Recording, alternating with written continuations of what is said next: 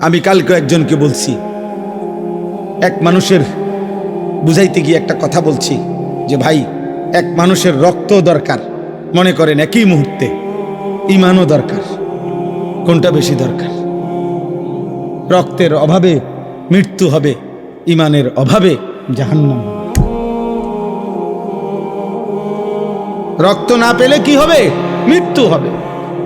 কিন্তু ঈমান না পেলে জাহান্নাম হবে। কোনটা বেশি দরকার? ঈমান বেশি দরকার। ঈমান বেশি দরকার যুবক, আখিরাত বেশি দরকার। আল্লাহ তাআলা বলেন, আযাব আসবে বন্ধু, বলে দেন নিশ্চিত কেউ ঠেকাইতে পারবে না। সেই দিন চূড়ান্ত, যে দিনের দৈর্ঘ্য হাসরের দিনের একদিন 50,000 বছর। খামখেয়ালি মনে হয় 50,000 বছর।